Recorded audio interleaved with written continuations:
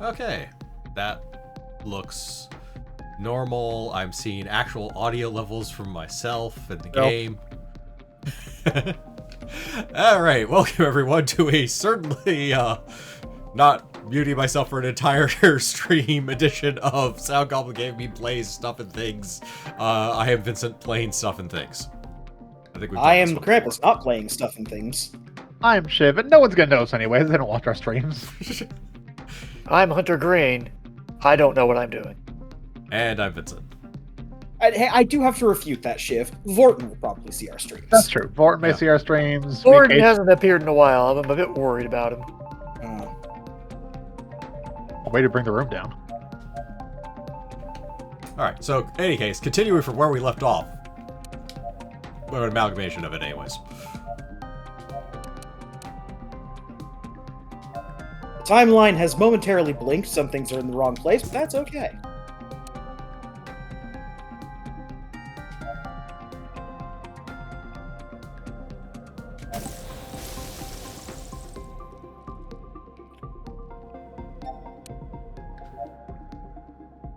Alright, I have done my job of advertising that we're live to the many people who will see that and go, eh. As is tradition. But they have the option to say. That's that right. makes all the difference. Hey, maybe some of our people who watch our videos on YouTube apparently will comment that they didn't hear you last week.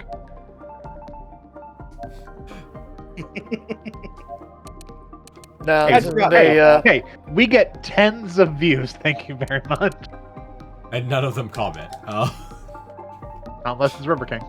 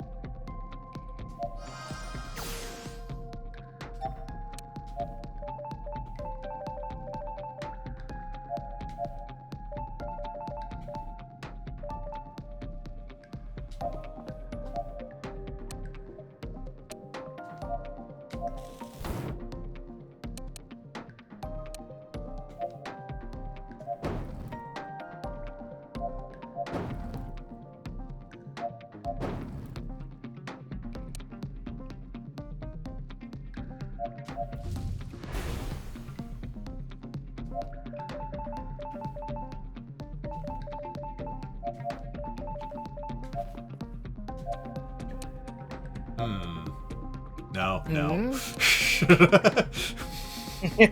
Not tempting fate. Somewhere between tempting and just outright commanding it to. But it's only a little explosion. A couple of times in sequence. What's the worst that could happen?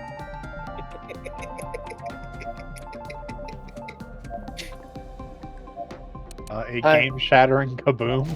I mean, you've saved recently. We just started.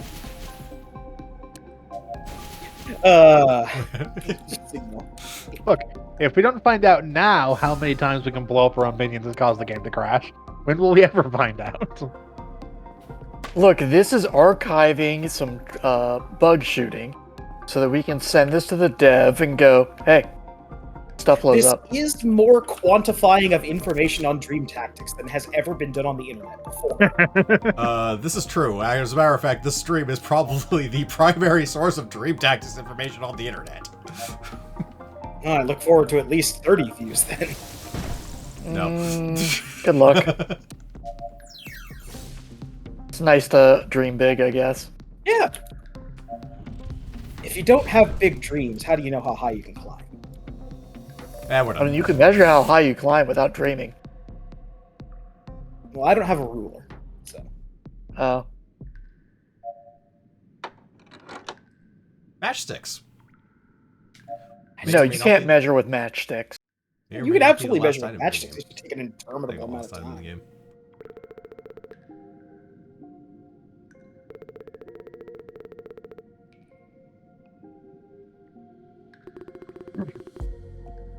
You're all that money. Rich.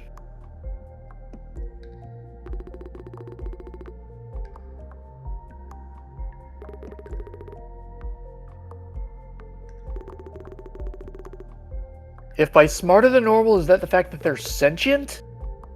Because pillows, not normally sentient.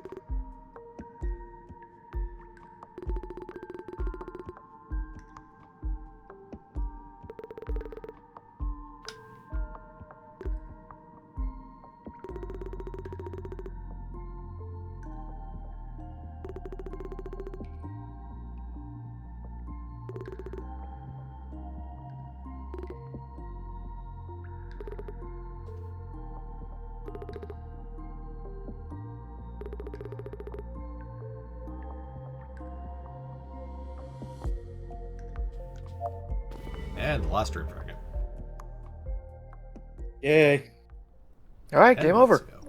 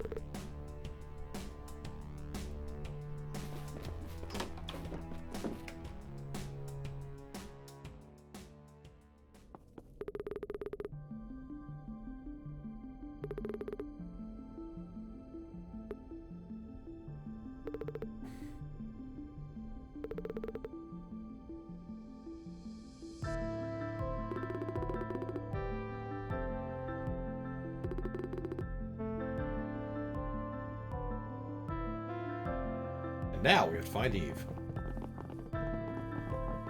First.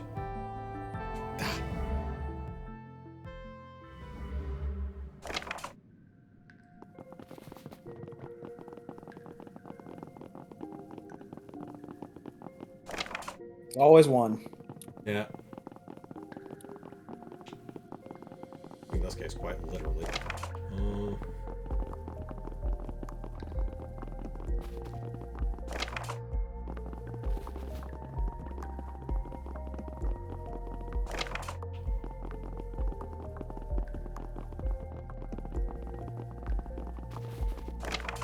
Doesn't remind me, we got matchsticks.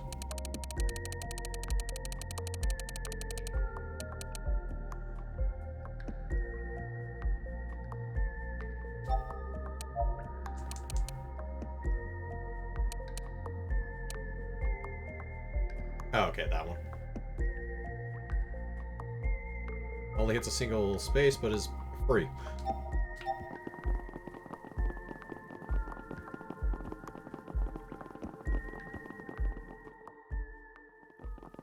Free attack is free attack. Yeah.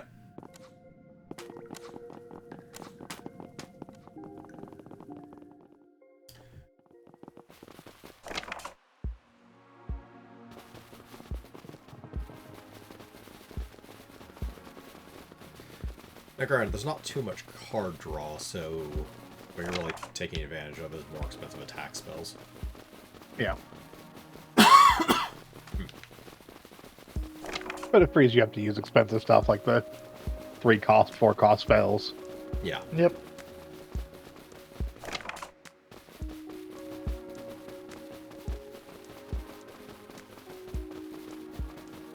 She also does have the... Yeah, she does have the discard a card at random, draw 3, so... I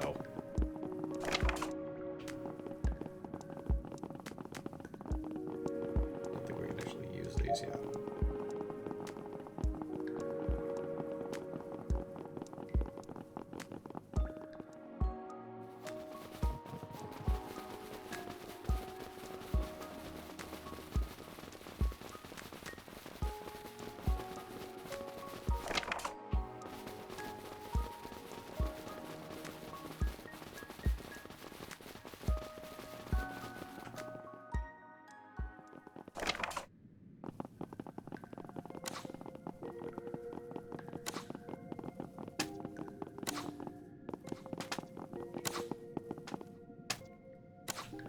Comparatively easy the other traps were. I don't know why they went bonkers with that one arrow trap in specific. There they are.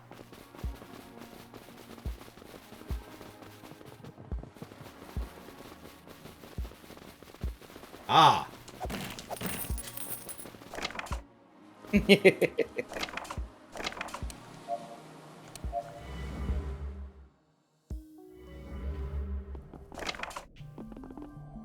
Damn it!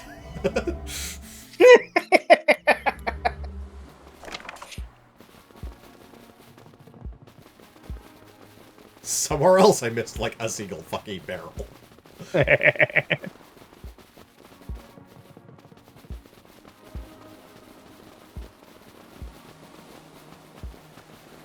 It's not until backtracking through these levels you realize exactly how many places it is that the merchant appears.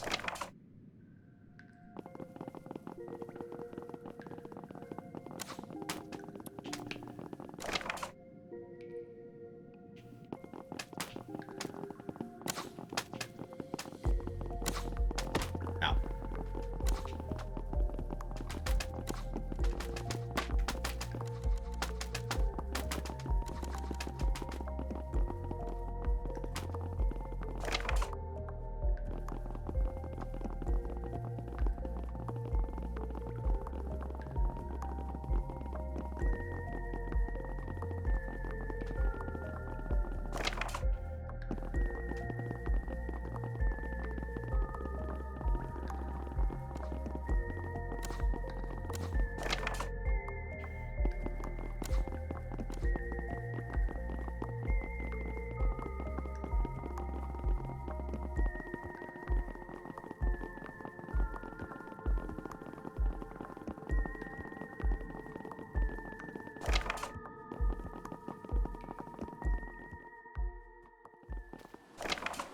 Okay, now in the hidden area.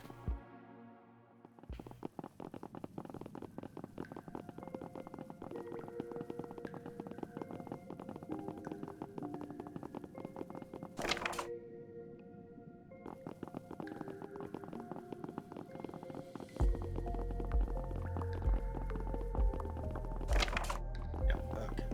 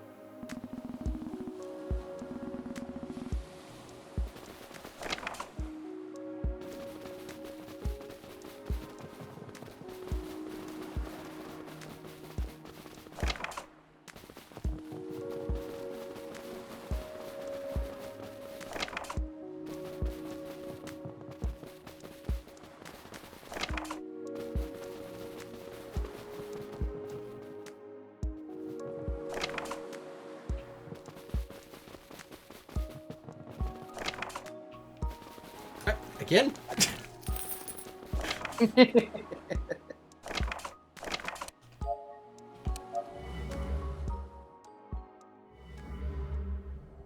Okay. Now that we've finished with that. Yep, no clear shit here. Where can Eve have gone? It is a total mystery. Could be anywhere. Could be anywhere. This is a lot less of a mystery, by the way, if you actually did what I did and just started here, just played through the game in an arc. Could be absolutely anywhere. You know, like this mysterious lock. I'm surprised. That's a lie.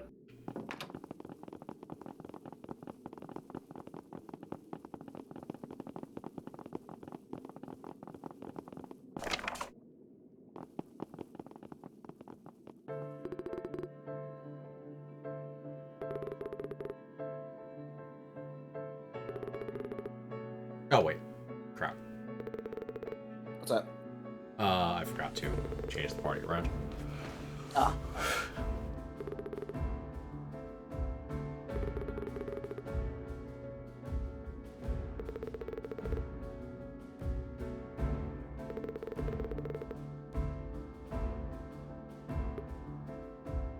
So, for the last two battles, having a character that can't actually move is not going to be viable.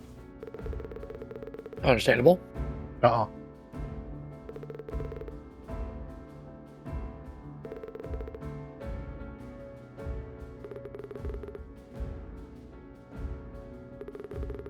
Less so on this one, but the next one definitely.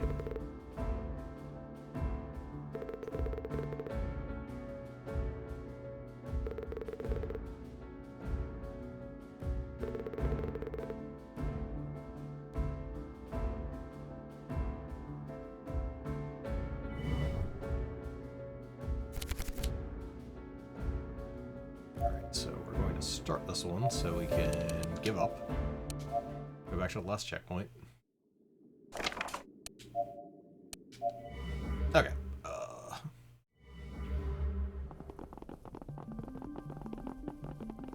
I do like the game's letting me just basically put a pin in anything. Yep. What? Sarah, okay.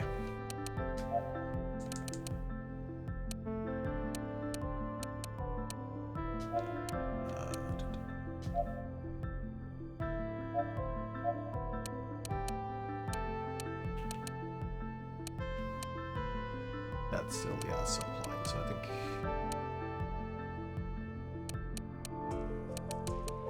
everything else will be almost viable for you.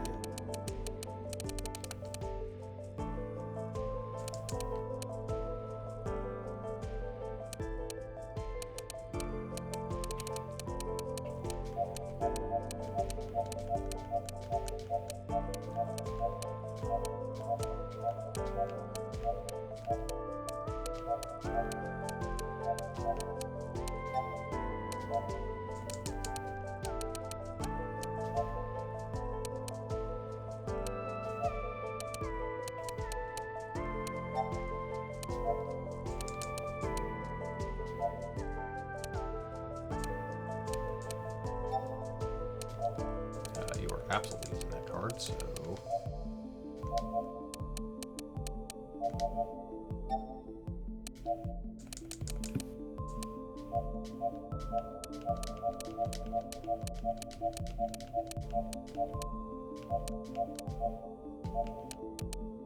Okay.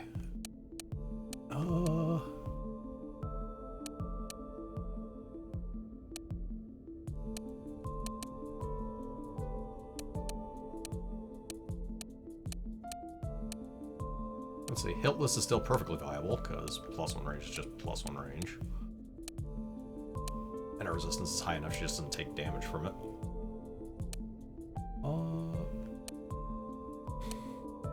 Yeah, like the Arcane Rifle, only because we actually need our move now.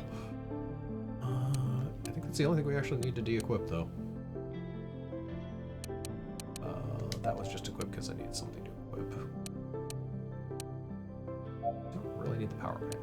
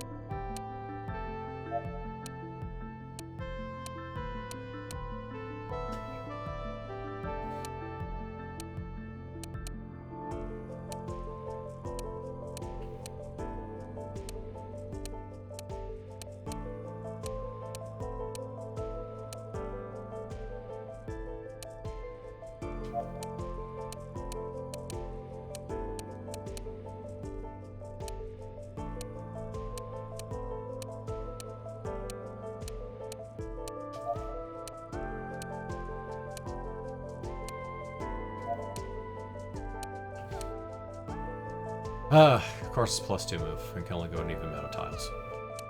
Yep. Everyone's starting at 5.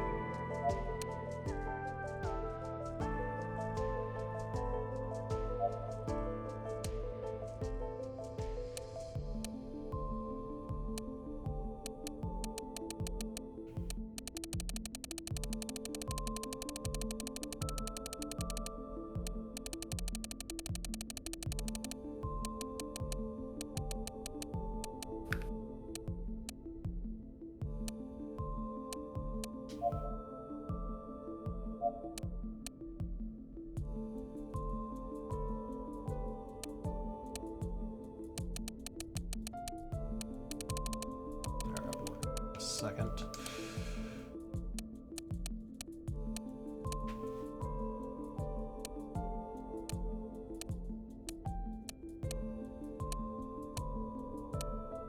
So a good portion of the stream is me rebuilding decks, so you may want to talk about things.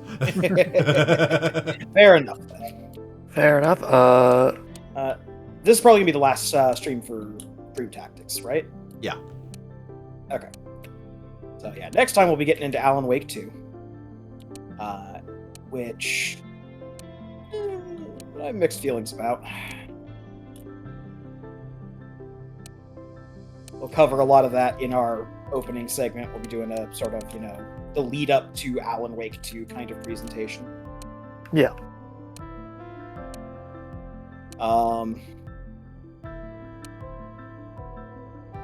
Other Remedyverse announcements.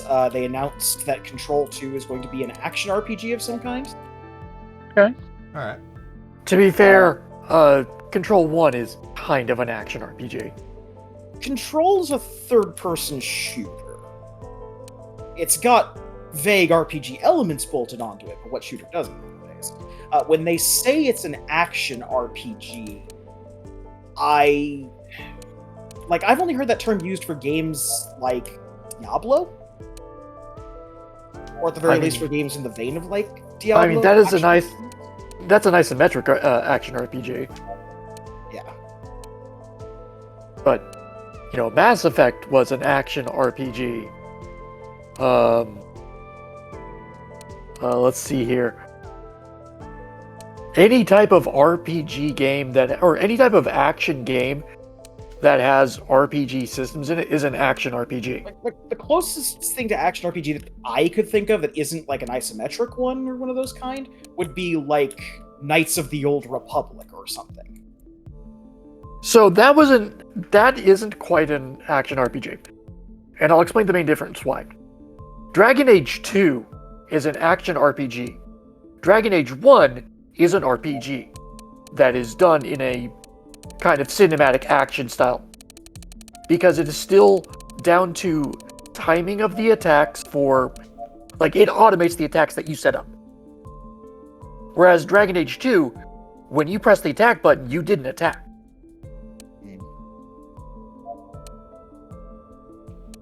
Well, I guess we'll figure out what they mean when Control 2 comes out, but that's not going to be for a while. Yeah. They did also announce that for Control 2 to break even, it was going to have to sell 3 million units, which is not terrible. It's a better ratio for return on investment than Alan Wake 2 has, considering Alan Wake 2 still has not turned a profit to my knowledge. Ooh. Unaware of that. It broke even last I heard, but I don't think it turned a massive profit for the company. They also said that FBC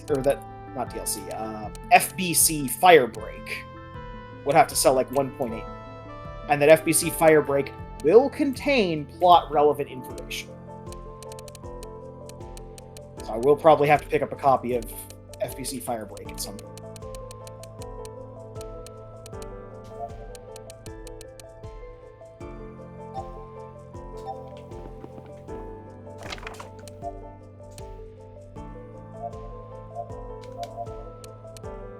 In non-Remedyverse news, Case of the Golden Idol just came out. Case of the Golden Idol is very good. I will give no spoilers apart from if you like puzzle/mystery games, you should play it. It is definitely worth your time.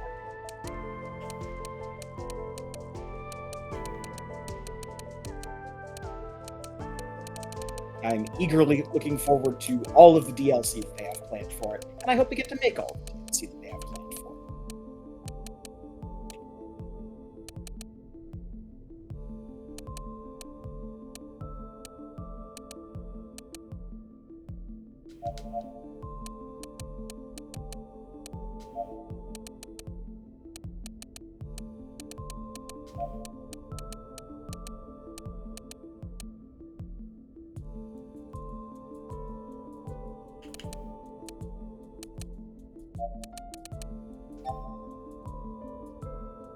Shiv, are there any games you've been playing recently? Nothing special, no.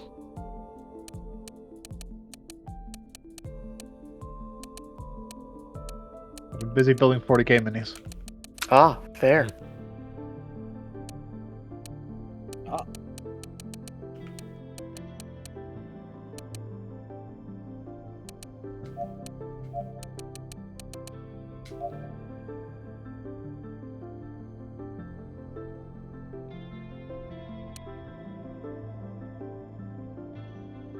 With the exception of the bugs, I've been enjoying Vampire Survivors on Switch.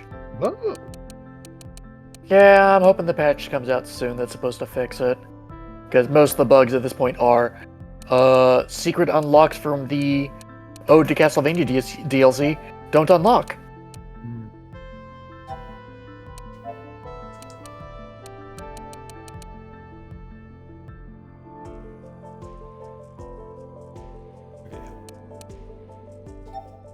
Other than that, I've been playing Pokemon Shield Dynamax Adventures. And trying to figure out what I want to actually aim for in it.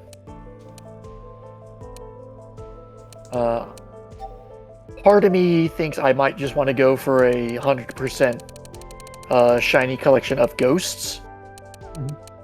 Initially, I was also going to say fossils, but I've seen what you have to do for some of those fossils, and fuck that. The sword and shield fossils are not breedable.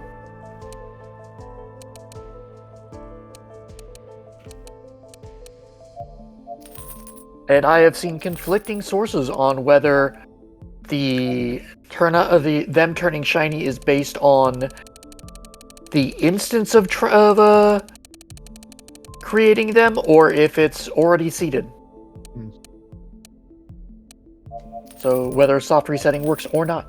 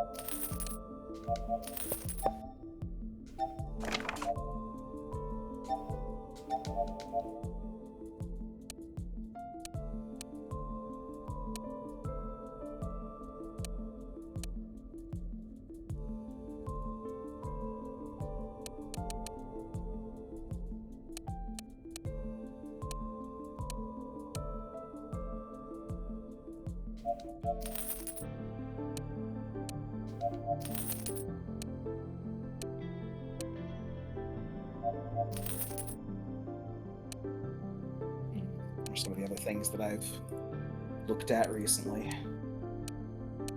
or are coming out that are worth talking about.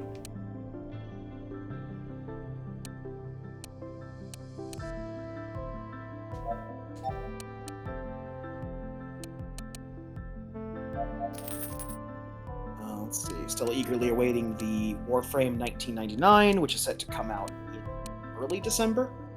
They're a bit hush on the actual date, but given the fact that they brought back the mall area from TennoCon that they used to promote it, and that mall area goes away in like 10 days, I want to say it's probably going to be like start of December.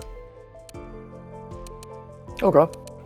Like probably like the 2nd or the 9th of December that comes out. And that is just going to bring a slew of new content into the game, whole new area, whole new story. I think I'm the only person in our group who plays Warframe on the regular, but I'm excited for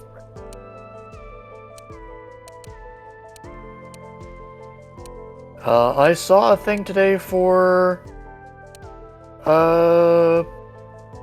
Path of Exile 2. Yes, that is actually another thing that they announced.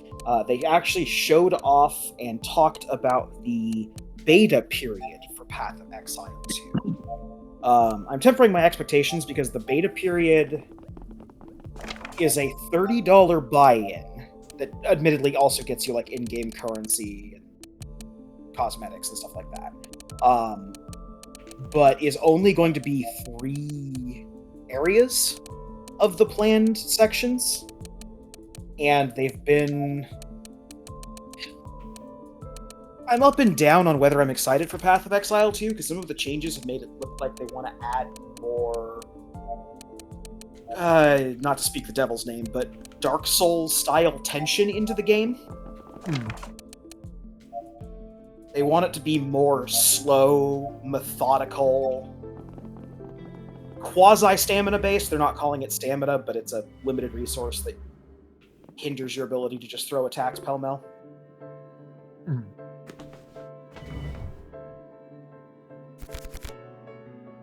Okay.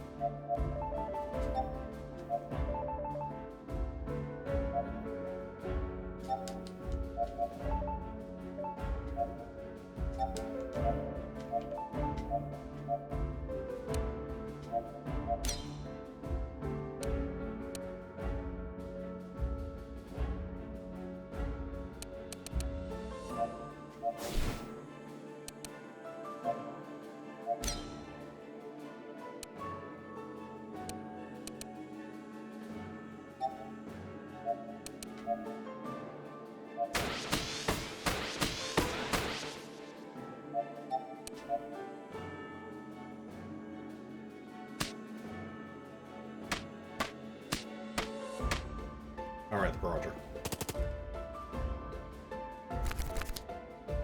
Yes, that.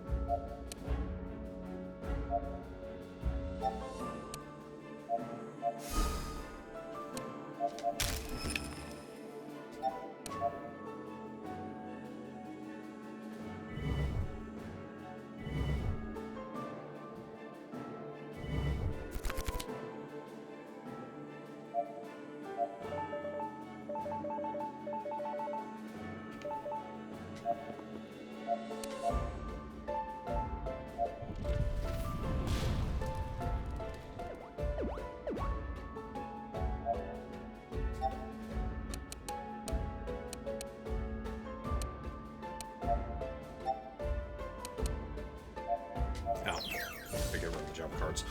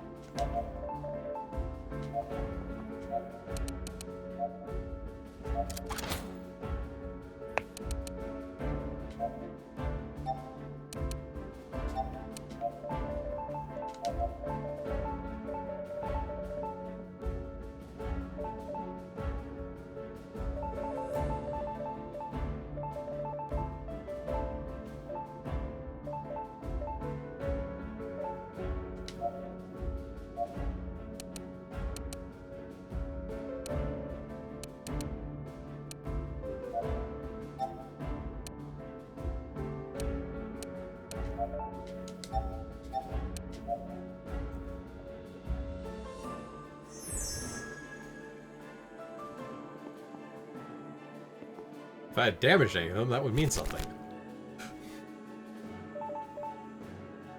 Well, yeah.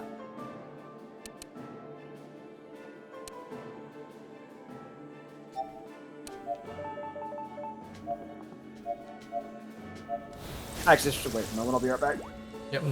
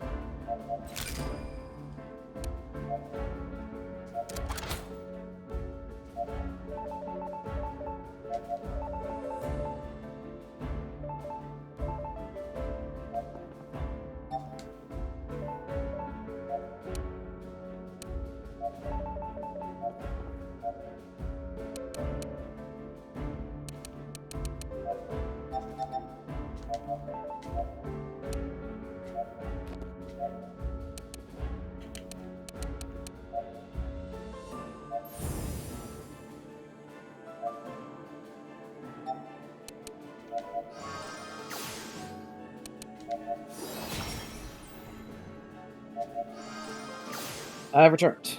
Welcome Welcome back. back. Yeah, I don't know why the goddess is putting Neru through these trials. During the entirety of the last area, Neru didn't have to walk. He just teleported around and vaporized pillows.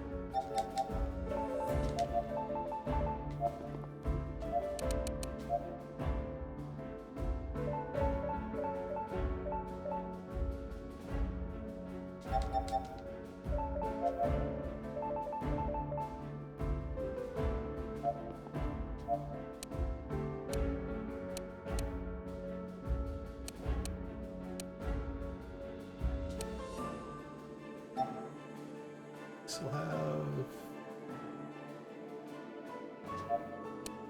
There we go.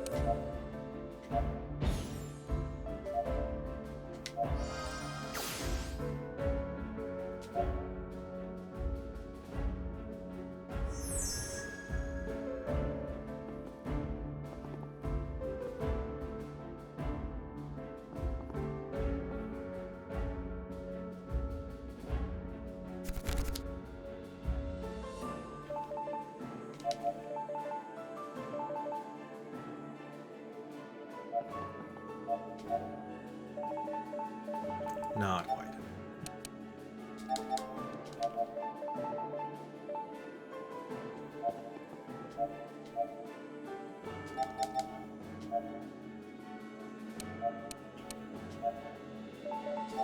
Maybe redraw soon.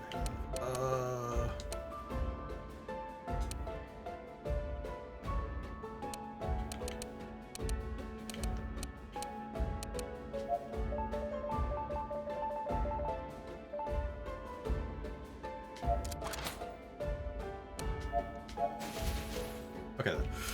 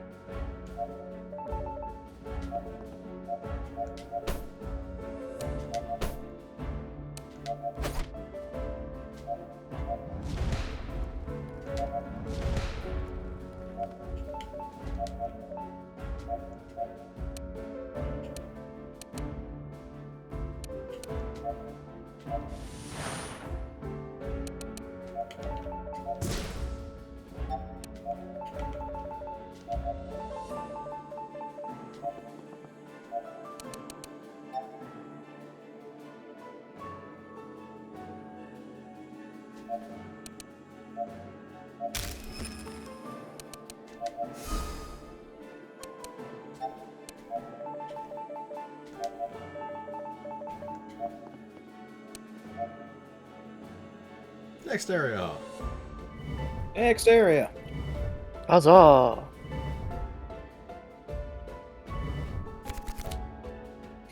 It's nice of her to at least to teleport us to the next area and not make us have to walk.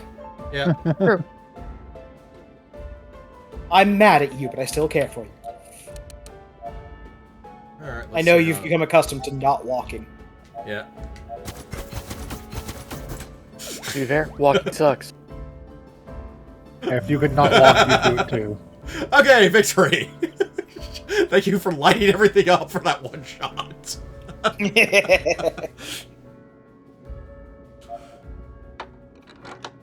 5,000 buttons.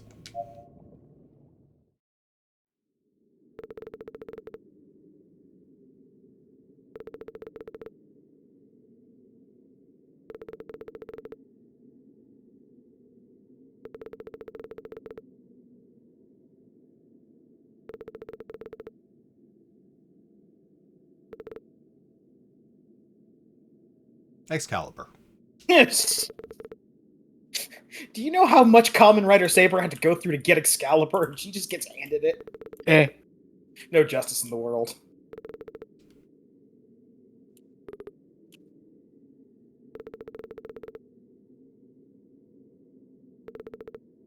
Just want you to know, we're all counting on you. Good luck.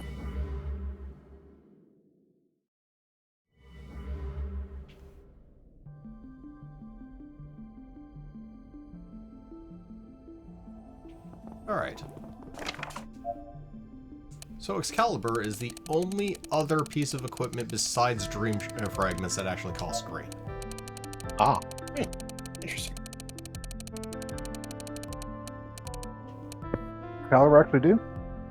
Unit gains sword every turn. Ah, Enchantment. deal 50% more damage.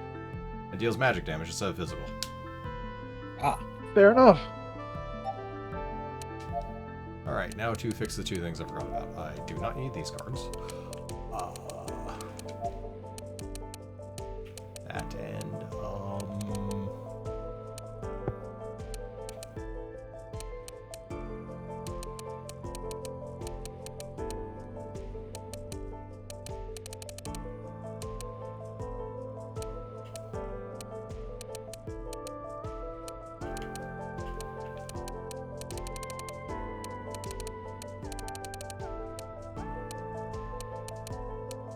That and, that, I don't know, pick something.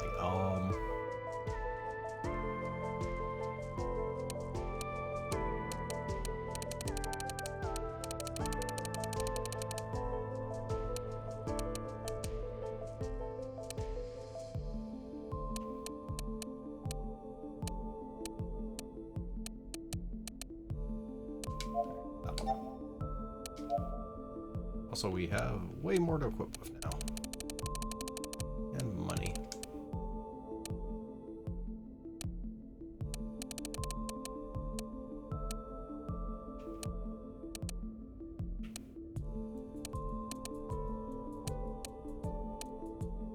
Okay, so...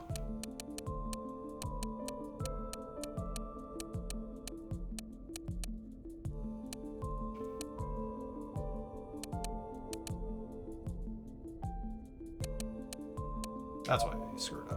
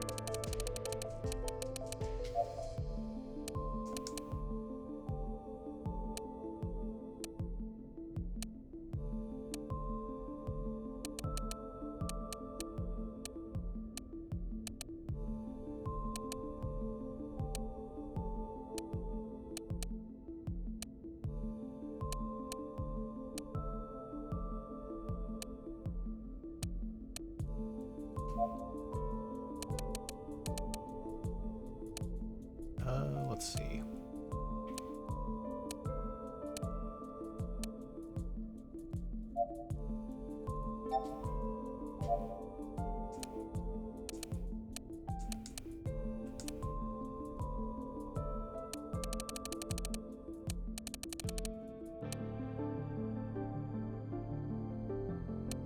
Alright, we maxed out the victory ledger.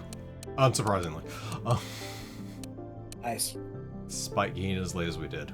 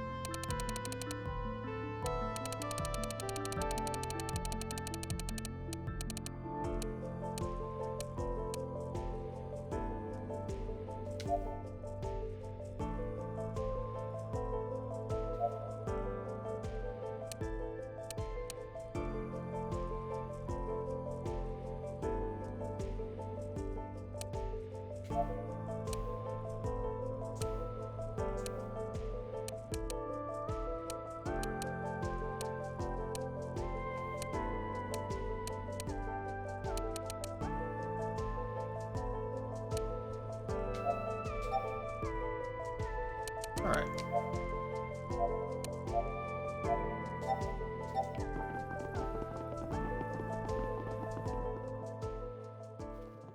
Now on to the final boss. Final boss.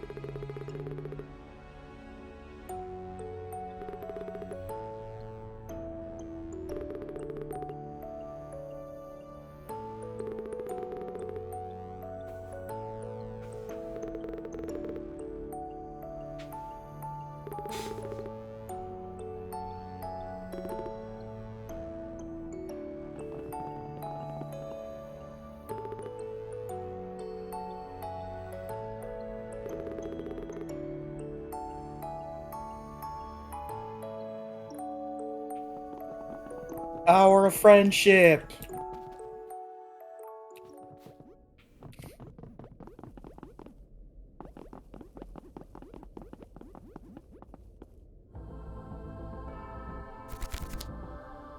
Oh. Yep. Oh. The Dream Eater. Ah. Yeah. Hi. You're just apparently the anti-mage from Dota. Yep. And this is the start of the fight where we have two hands to attack. Ah, he's performed the two hands gambit. So he's a Nintendo boss. Yep. They do that a Yeah. lot. There's Master Hand. And Crazy Hand. I thought it was Chaos Hand. Second hand? Yeah, isn't the second hand Chaos Hand? Oh, crazy hand. Crazy hand. Oh, okay.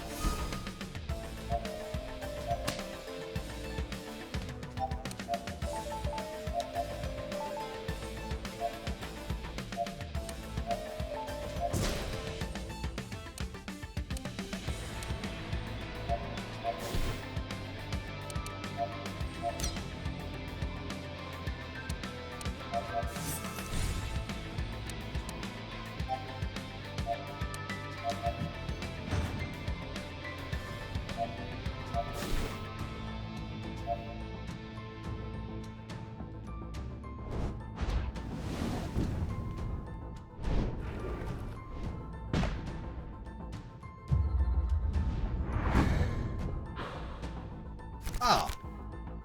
A basic mechanic of this fight. Mm. Doom! Oh, So once they gain 9 stacks, they die at the end of the turn. Can only be removed by cleansing. Cannot be negated. oh. Rude. Not sure if this actually affects Nair. Sorry, it can't be negated. Also, there's ground hazards. Can you guess where? Could be anywhere. Are they on the ground? Possibly. No, no idea.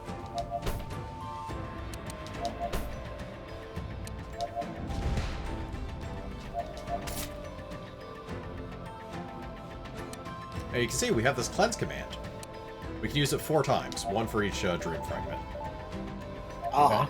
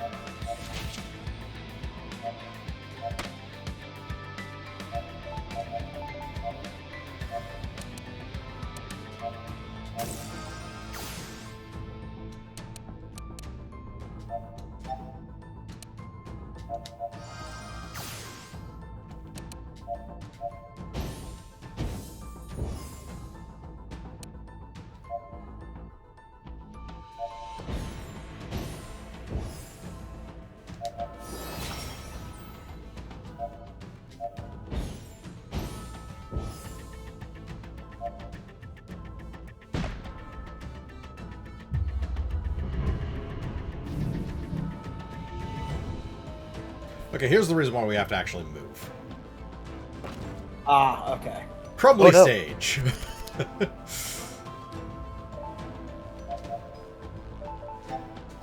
And we have shadow pillows. You have Shadow Pillow. Most Looks notably- Doom when it's not. And Inflict Doom. Yep. What assholes?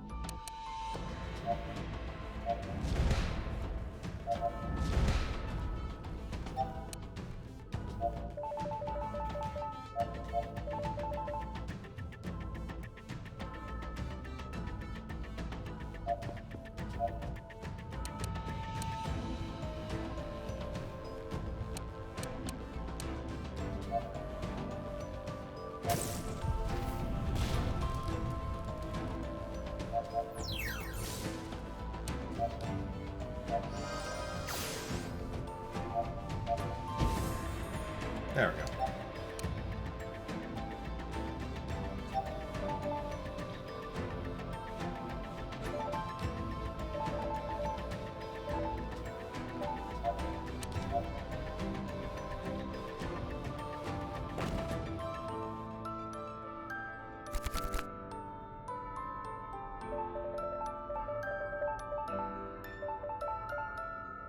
Oh,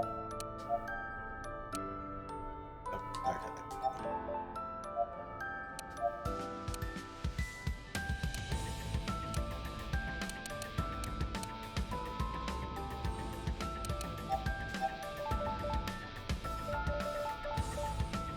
Alright, those over here. So...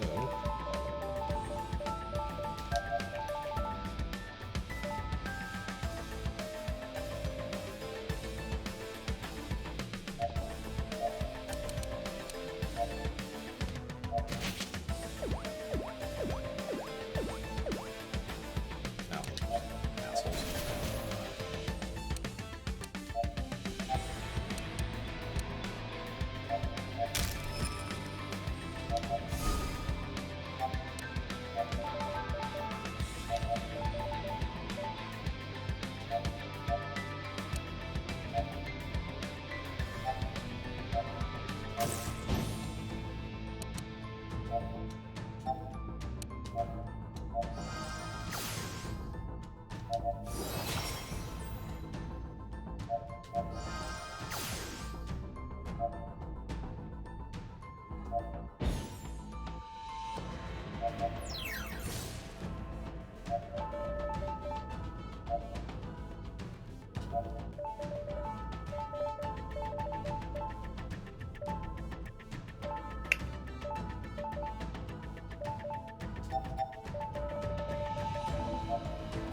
Okay, so just that one.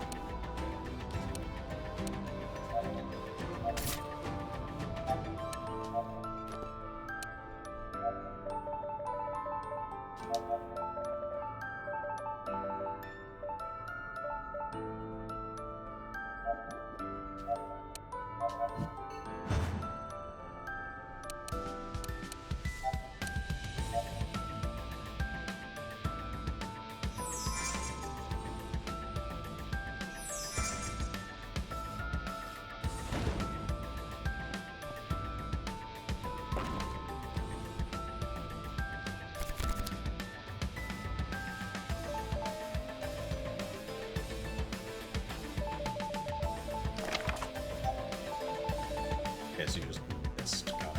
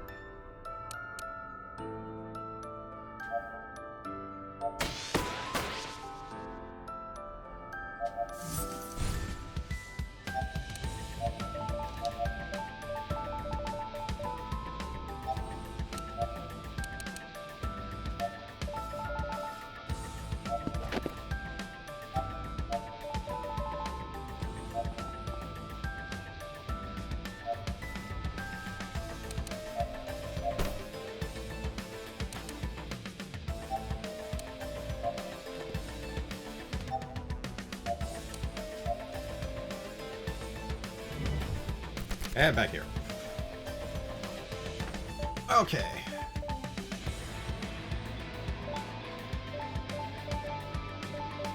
Right side, we keep all of our buffs.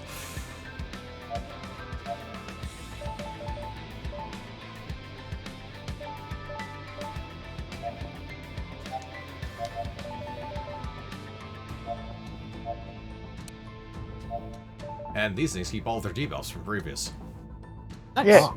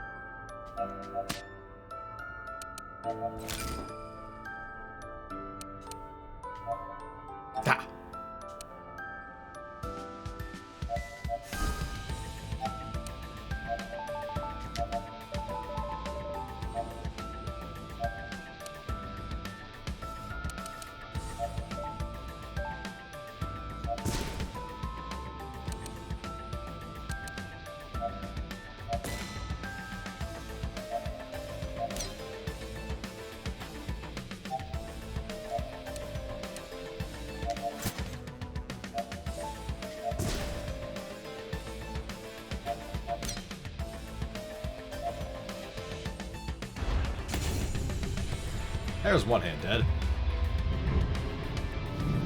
Oh, my hand. Alright, the next area. Yep, okay.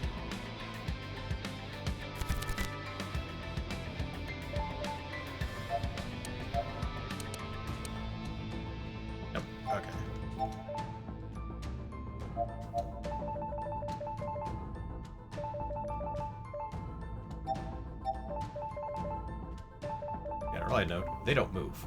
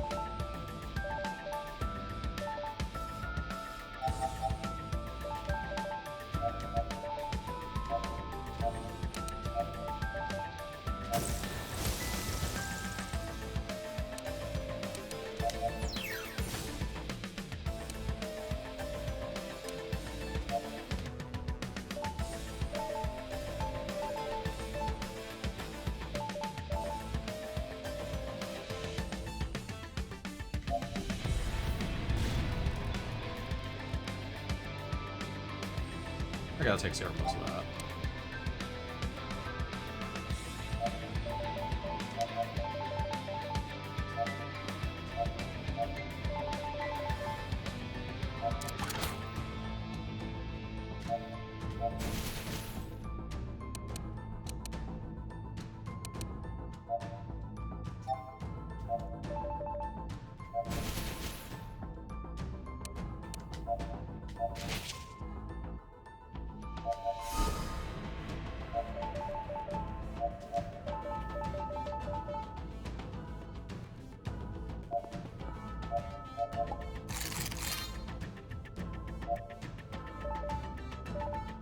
I should get that one.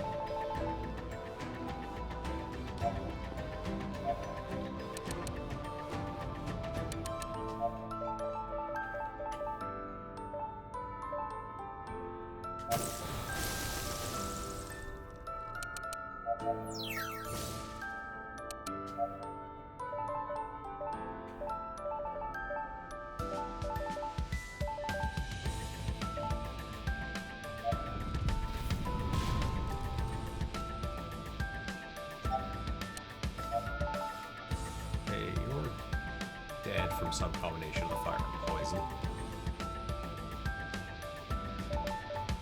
Yeah.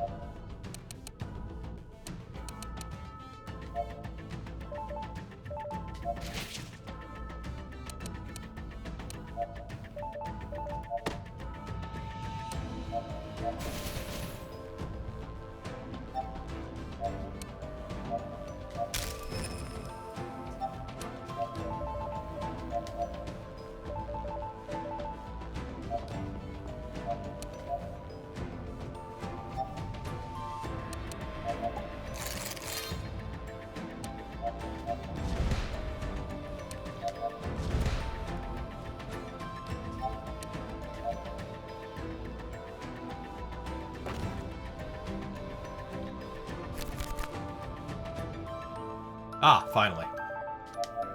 Oh.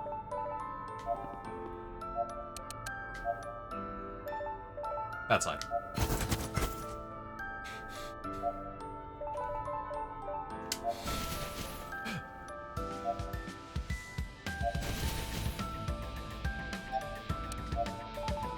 The most broken cards on the final boss area because, well, that stuff.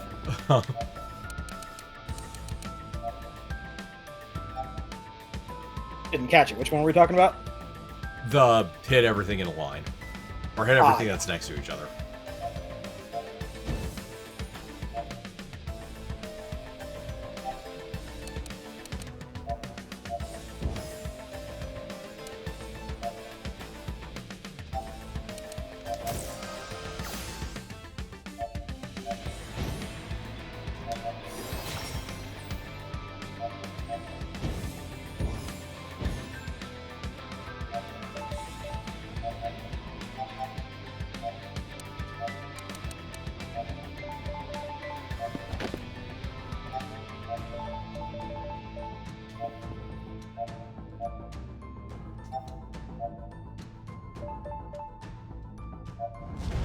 Start working on that.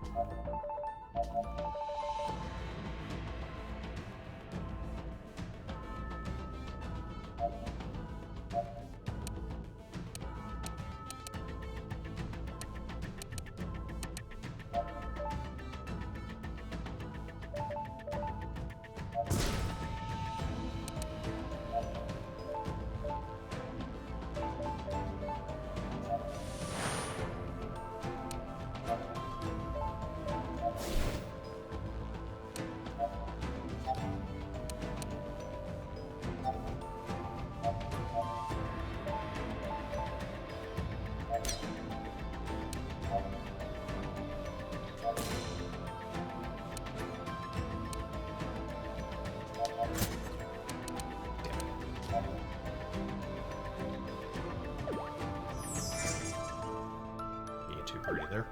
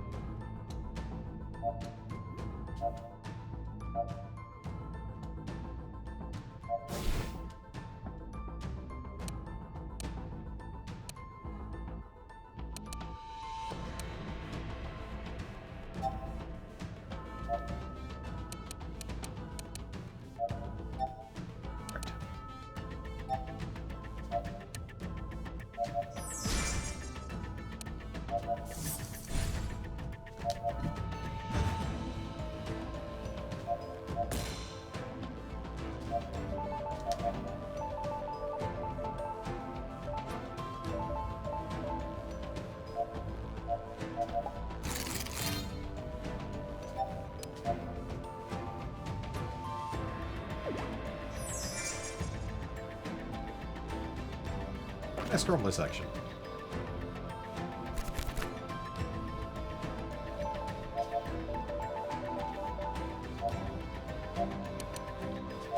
You think he's handcrafting these sections like little miniatures? He's like, all right, these together, these together. Throw them over to that one. Or do they come like pre-assembled in a kit? Good question.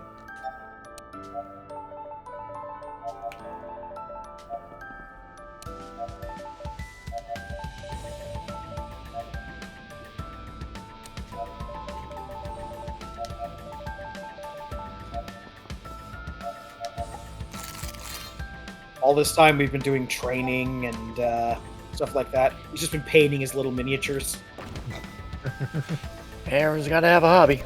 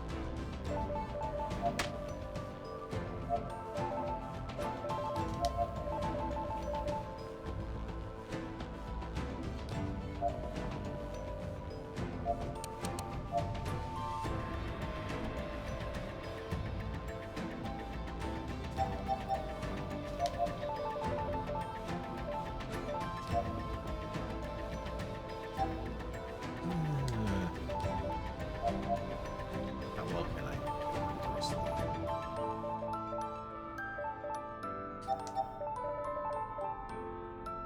Oh, you're actually allowed to move eventually.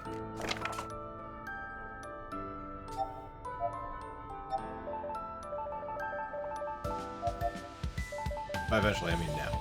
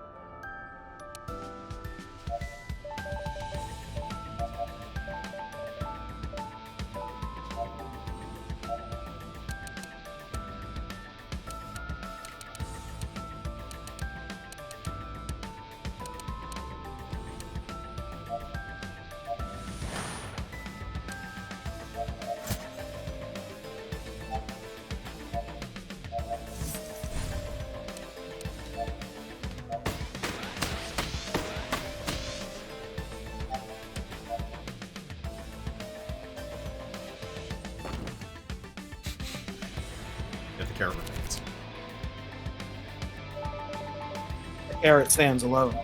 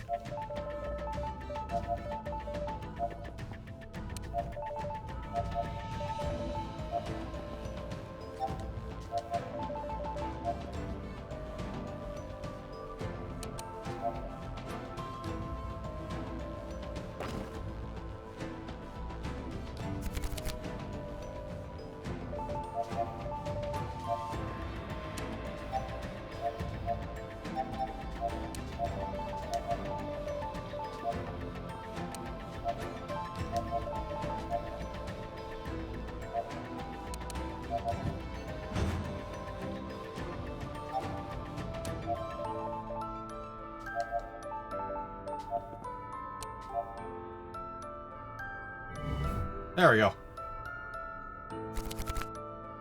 Ah, section I was waiting for. Ah. Oh, the murder platform. Yep.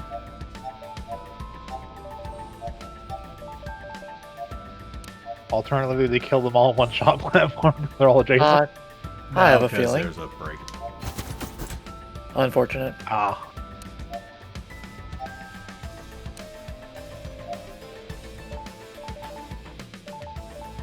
Kill a quarter of them at once.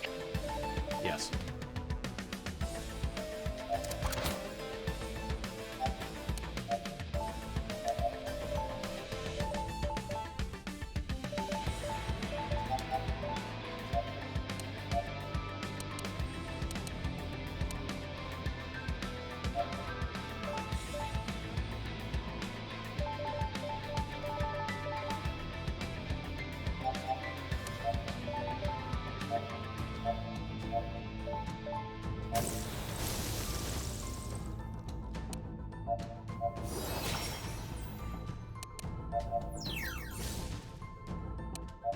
Do it again.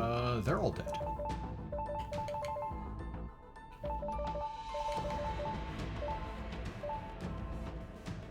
Yeah, the poison will kill them. Ah, the deadly boys. Poison. Oh, my voice cracked a little when I did that. Sorry.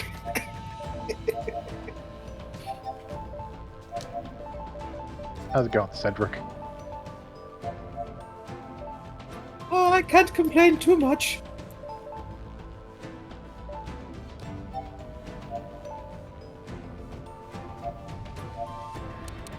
King Graham moved me as far from the castle as possible. I understand.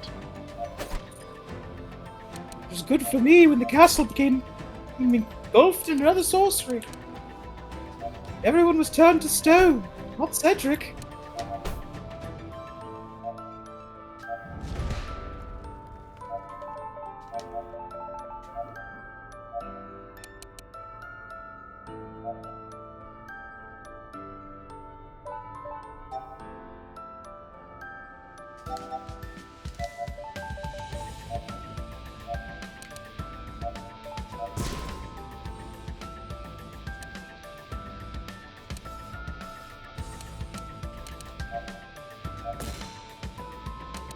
So that's the eventual fate of Castle Daventry. Ah. Is a magic spell is cast over all of Daventry, and everybody's turned to stone. Except for one man, a shambling mess of polygons by the name of Khan. Who has the dubious distinction of being the hero of King's Quest VIII, The Perils of Who Gives a Fuck.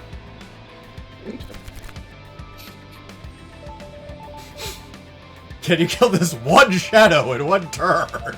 Nope. Impossible. You asked too much. beyond my reach.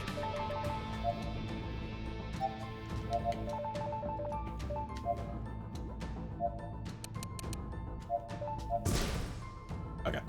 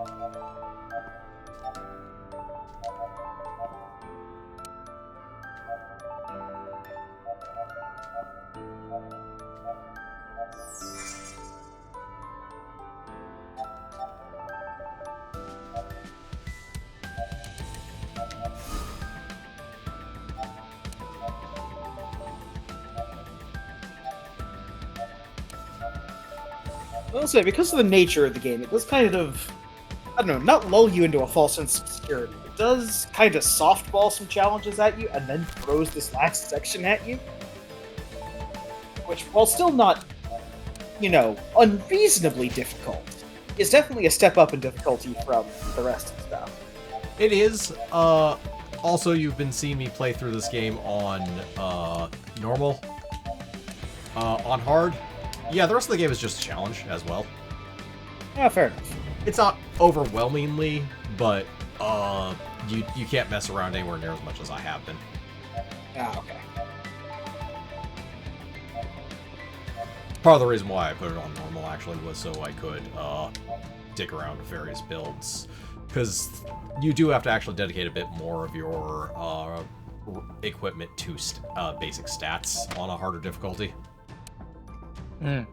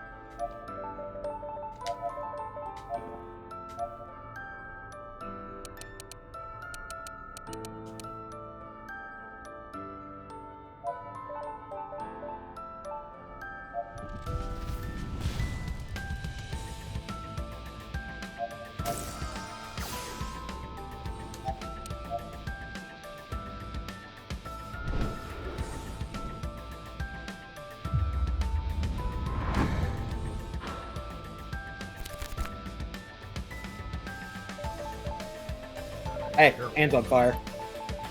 Yep.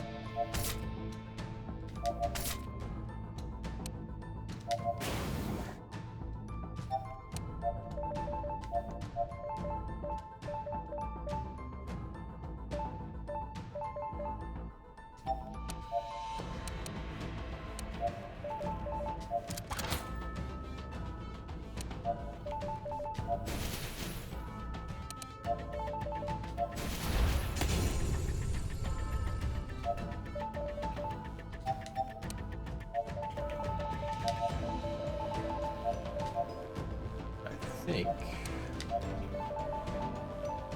Yep. Attack the Dream Mirror proper now. Nice. Oh.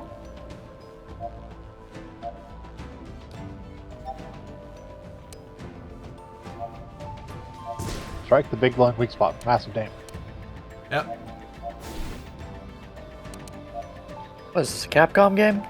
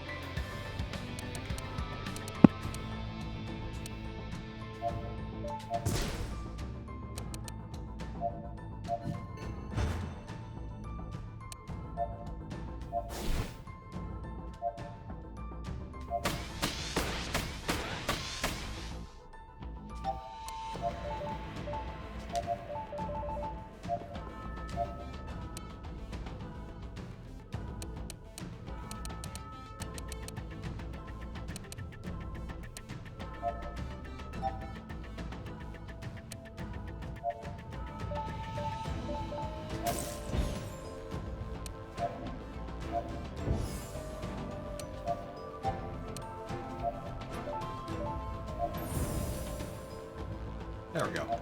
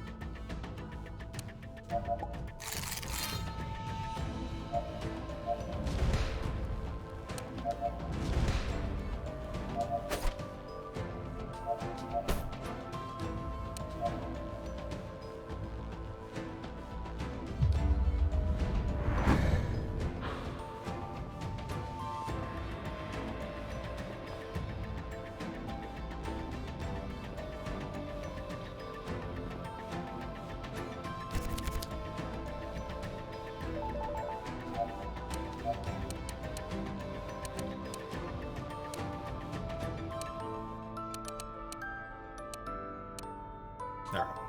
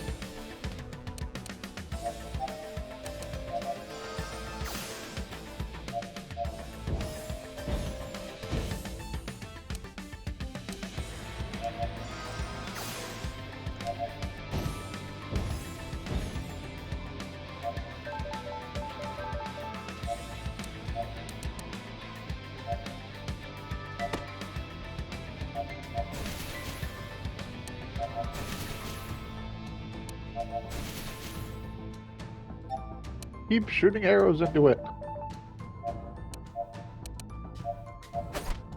Keep hitting it with literally everything.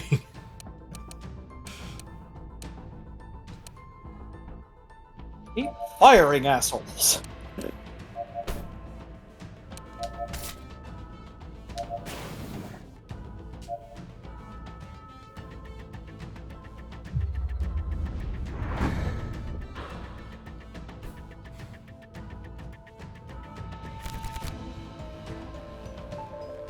Ah, the bosses.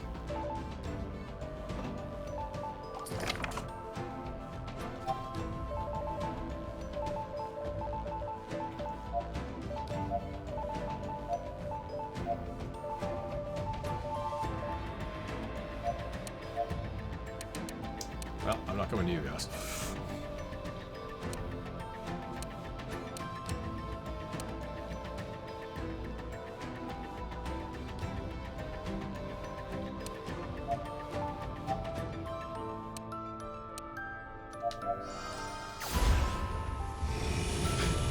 Well, I guess that solves that. Yep. Oh, we could deal with all these boss characters that just showed up. Or we could just win. Yeah. Right. So, the credits.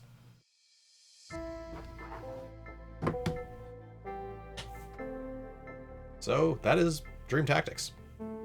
It just ends like that? No, there's an after credits scene. That's what I figured. Yeah. Though, originally it actually did. They have slowly patched this game over time to add a few things here and there. It's Fair. small. It's a small team working on it in the first place, so as you can kind of tell by the credits in general, actually, as a lot of these names are Nothing wrong with that. No. In general, before I say anything, what do you guys think?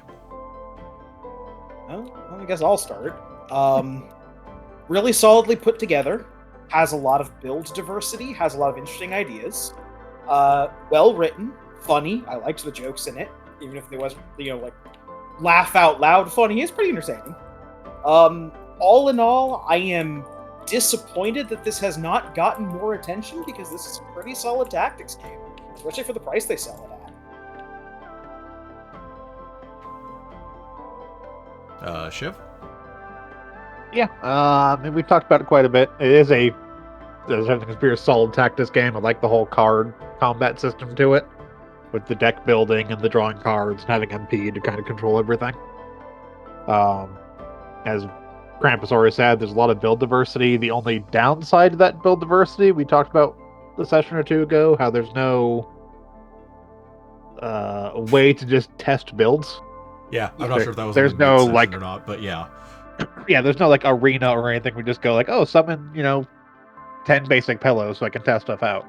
Especially when you have a mode like the one we ran on with the randomized chess, where your builds are going to be very different from game to game that you play through it, just based on the order that you and randomness of the items that you get.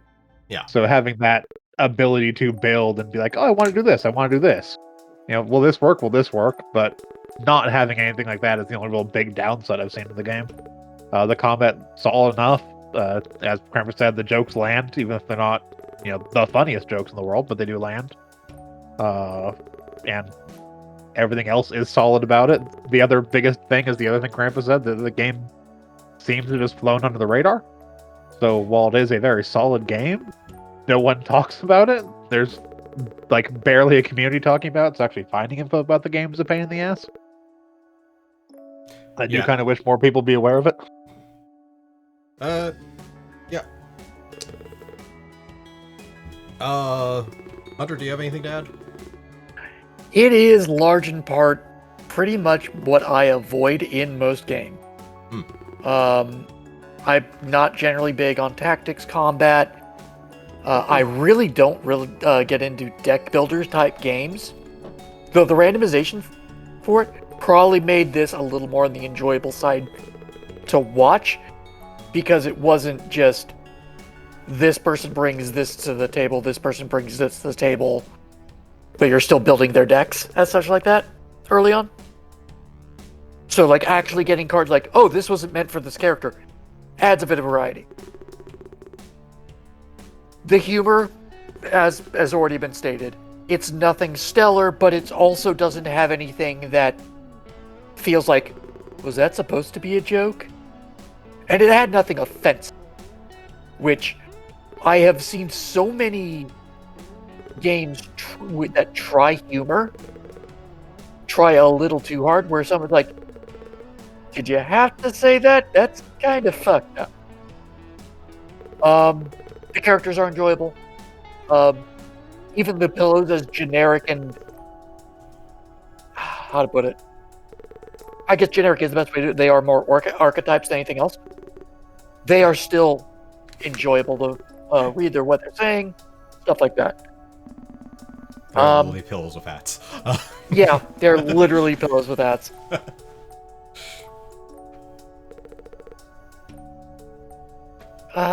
Pretty much it. Okay, so my thoughts on this game. Seriously, this is like one of the best strategy RPGs I've ever played, and probably my, at the very least, strategy RPG game of the year, if not game of the year outright. As someone who plays a large variety of strategy RPGs, first and foremost, not being Evalis adjacent the generic fantasy in and of itself is very refreshing. I wish more people would do that. I don't have a problem with being like fantasy, vaguely war-ish thing going on in some intrigue, blah blah blah. But like, no, I was actually kind of pleasantly surprised to have a plot that is about the equivalent of playing through a Cartoon Network early aughts cartoon, effectively. Yeah, I could definitely see that.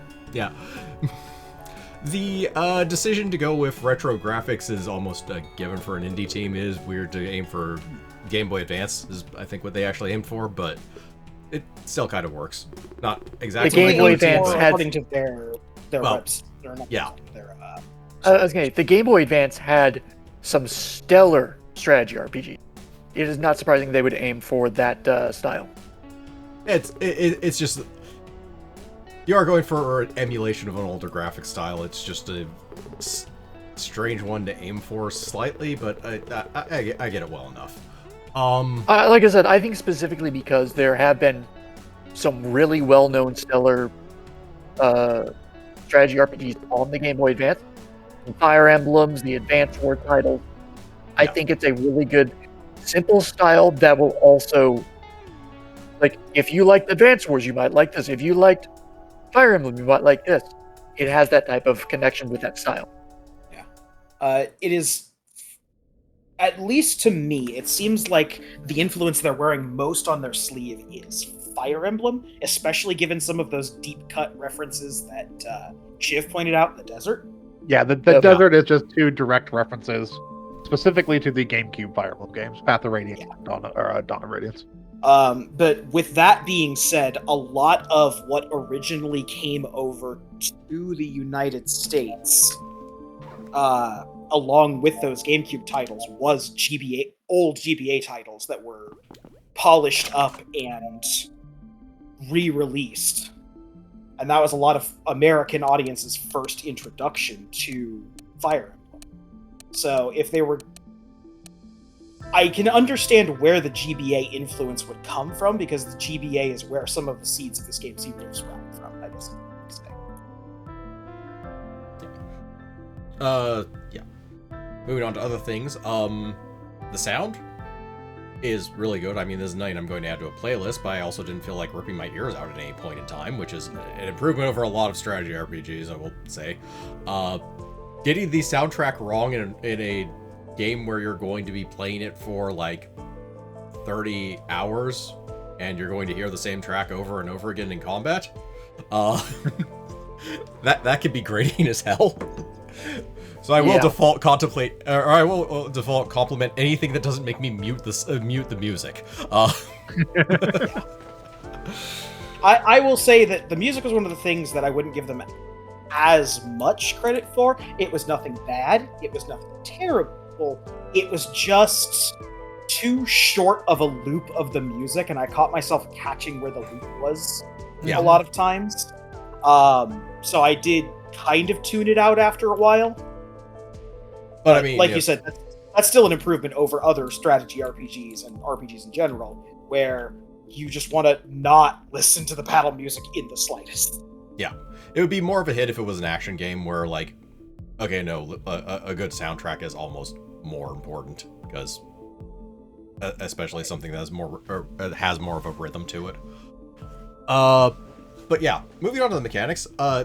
Seriously, merging the effectively like Slay the Spire style deck building almost in the most all-out way possible with all the equipment and everything with a strategy RPG, and not making it a roguelike, so you can actually more freely experiment,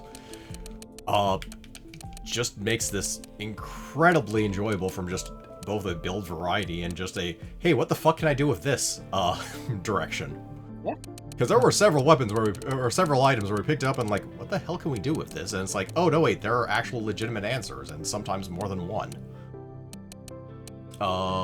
Especially all these like one-cost equipments that are like slightly improve or transform how a card works. Those are all, like the commander's cap right here, which is like, hey, instead of exploding pillows, you just want to summon a swarm of archers. Or stuff like that. Yeah, no, that's a great design. Yeah. Everything feels like it flows into a build. There are very clear lines of builds for each character. And there's a large amount of freedom of what you can even do, because every character can basically use every card. There's the TP limit for how many cards I can put in someone's deck that I never hit. So is there almost as a suggestion in case I'm trying to like build everyone with everyone else's deck or something? I don't know. Especially when you get to here and I have like 139 and it's like, yeah, the costs aren't that high.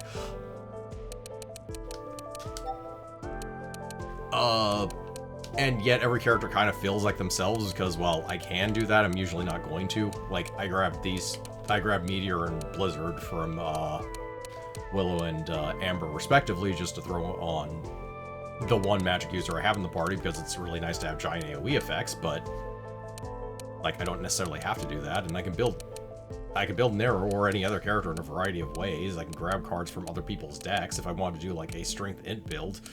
There's not just Starhammer, I can also grab like Carrot Missile or where's the other one?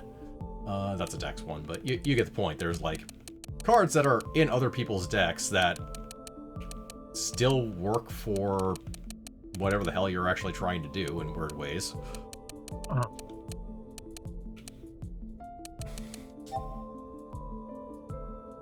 And there's it actually encourages creativity. And as Shiv said, like the only flaw here is there's not like a way to test anything. Especially when you start running into corner case combos like, does the battery work with the card that restores MP? And it turns out no.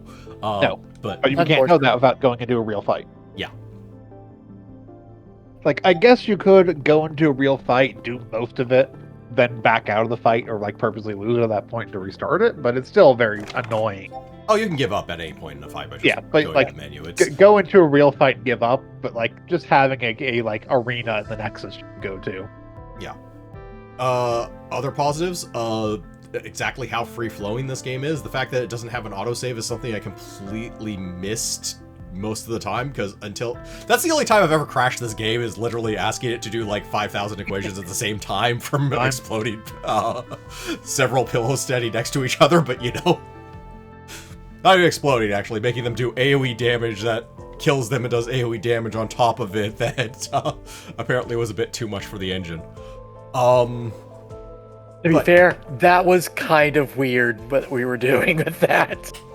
A little bit, but it's woven the card. It's woven all the cards she has normally, so I wasn't going too far outside.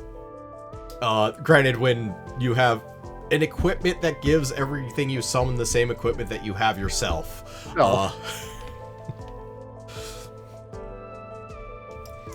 that can multiply things out a bit.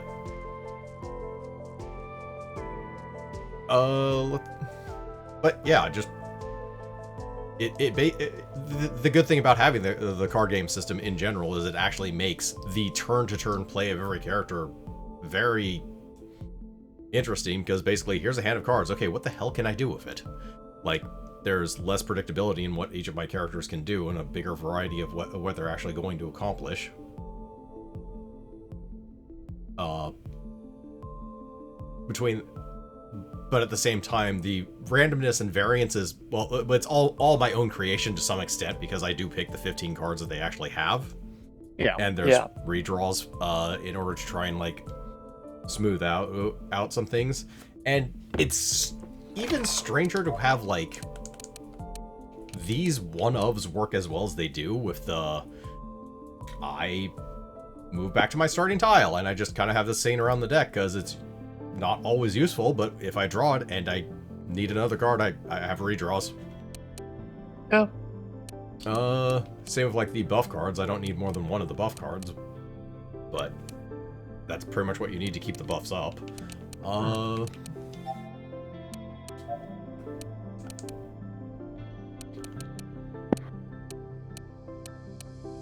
Also, because a lot of builds play into having certain buffs, so you have to be a little more conscious of them than just, throw strength onto fighter. Yeah. And at the same time, there's also a decent variety of overlap in the sense that, like, if I'm not using Luna, I still have equipment that gives carrots, and the carrots still give, like, large luck bonuses, which means that's not useless by any means to other characters as well.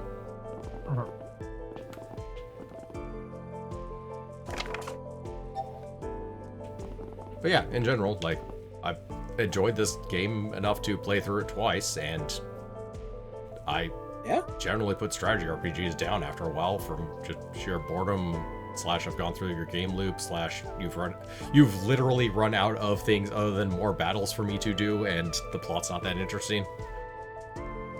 And nor are the battles usually. Like, this one's battles are actually kind of interesting. This is my second playthrough, so to some extent I have a lot of strategy refined, even more so because I was playing through it on hard the first time, so, like, a lot of the general traps and foibles that would get characters killed I just didn't fall into because I already knew better. Right. Yeah. Even though my first playthrough looks like 30 hours, that's actually kind of bullshit. It's probably closer to 40, maybe not, but like 35 or so from just failures and restarts, because it doesn't take into account that. Yeah. But yeah, in general, if you're looking for a strategy RPG and, well, like pretty much at all, but especially aren't put off by anything resembling deck building, this is like one of the best ones I've actually played. Granted, it's one of the best ones I've played in a ridiculously niche category, but it's one of the best strategy RPGs I've actually played. And yeah, again, it gets no attention. This is partially why I wanted to, like, do this game next as soon as I, like, actually as soon as I finished it. It was like, this wasn't even a game I, like, put on a back, because usually what happens is if I play a game that I find interesting enough, but I'm not sure I'm going to get through, I will just set it aside for a future, like, this is a future thing I could potentially stream. This one I just kind of kept playing through and completely binged the entire game. Yeah, hey, this is a game I'm just gonna play. Yeah. And then I'm like, I want to play this again. Let's stream it. Also, this deserves more attention, because as that, it's just really good. And yeah. Beyond that, I think I'm talking in circles, literally. Yeah. Yeah. It's fine, though. Yeah. But yeah. I guess that is all we have for you today. So, in conclusion, go out and buy Dream Tactics, and and tell people about it, especially people who enjoy strategy RPGs. Join us on Sunday, where I play SRW 30, because I'm not done playing strategy RPGs on stream for a year and a half. A long time. But, Ever. Forever. Join us on Monday for more Shin Megami Tensei Overclocked, Shin Megami Tensei Devil Survivor Overclocked. Overclocked. As we play yet another strategy RPG. Oh my god. And join us back here on Thursday, where Krampus starts a new game that is not a strategy RPG until it is. Yes, try to strategy RPG. join us next Thursday, when we will be continuing our adventure into the Remedyverse with the latest entry in the series, Alan Wake 2, a game that is certainly a game. We'll get into it when we get to it. We'll get into it next week. Yep. Until then, I'm Vincent. I've been the Krampus. Shiv. I've been Hunter Grain. And I'm Vincent. And remember, everyone, no, seriously, go buy and play this game. Go buy and play Dream Tactics. It's good. Yes. Also, Fate Tactics. I don't think we've said that in a while. But yes, go buy Fate Tactics. Play it. That got into so many humble bundles, though, that I think a lot of people just absorbed it by osmosis. Yeah, so actually play Fate Tactics if you own it. If not, go buy it and then play it. But also buy Dream Tactics. Alright, goodbye everyone. Hi everyone.